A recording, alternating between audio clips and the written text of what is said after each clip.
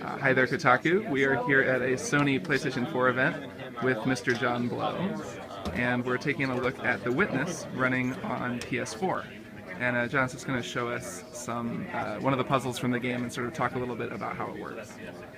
Yeah, so this is from the very early part of the game. There's a tutorial area that I've just exited that teaches me the basics, and then I come out here, and from this point I can roam around this island, and there's all sorts of different places I could go. So just in this one scene, I see 3 different places I could go to do 3 different kinds of puzzles. There's right over here on my left, there's this one row of panels. In the middle here, there's some kind of rock structure with some stuff on it. And then over here on the right, there's this pink trees, and you can see a glowing panel here. And we try to provide this kind of choice to the player all the time, is you can see something you're interested in, go follow that thing and see where it leads. And if you decide you don't actually want to go there right now, you can turn around. And there's other interesting things right next door. So anyway, I'm going to go over here to these puzzles, and I'm going to talk about the basic way that these panel puzzles in this game work. And I'm going to use some relatively simple ones so that I don't spoil the game too hard. These are not representative of the most interesting things in the game, but they are representative of the way the puzzle language in the game works, right? So I've got this row of panels, and only the first one is turned on, and I walk up to it, and I don't necessarily know what to do. I can draw a line, and I draw it from this circle at the beginning to the end, and there's different directions I can draw the line, but it didn't like that direction, right? So I can try some things. I can try this, and it didn't like that. The pretty obvious, intuitive thing to try is that, and the puzzle accepts that and lights up the next one.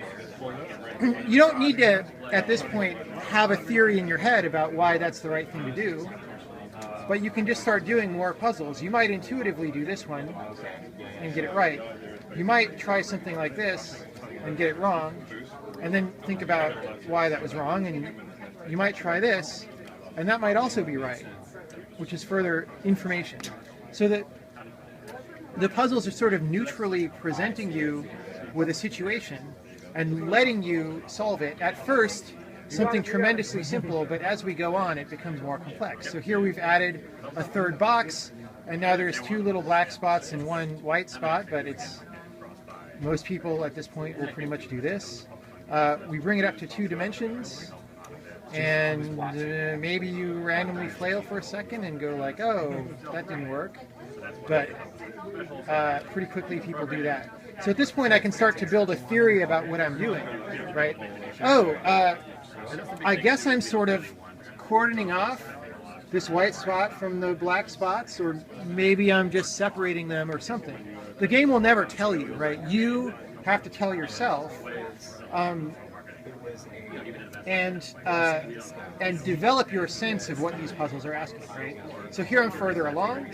Now it's not just 2-dimensional, but there's multiple white spots and multiple black spots. So, but I have an idea of what I'm doing, so I'm going to separate them. And now I'm like, wait a minute, isn't this the same thing I just did? But actually, the place I need to go is out here, which highlights the fact that my line can't pass over itself.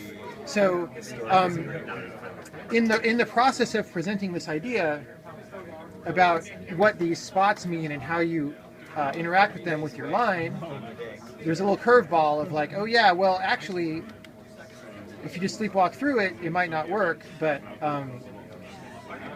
actually if you go around this way, it'll work. So that brings in the idea that the direction that you wind around these spots actually might matter sometimes, right?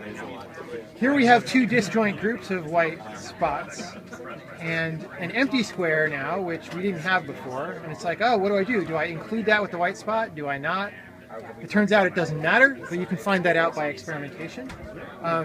Here again, we've got 2 disjoint groups of white spots, but if I start doing the same thing before, I see that I'm cutting off my exit, right? So that's just a reminder, like, oh yeah, it matters which way you go.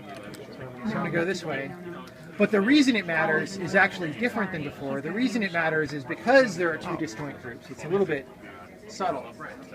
And then here, well, I can start going around the normal way, and it's like, oh, like I just said, cutting off the exit, obviously I'm not going to be able to get out, right? Well, that's not going to work.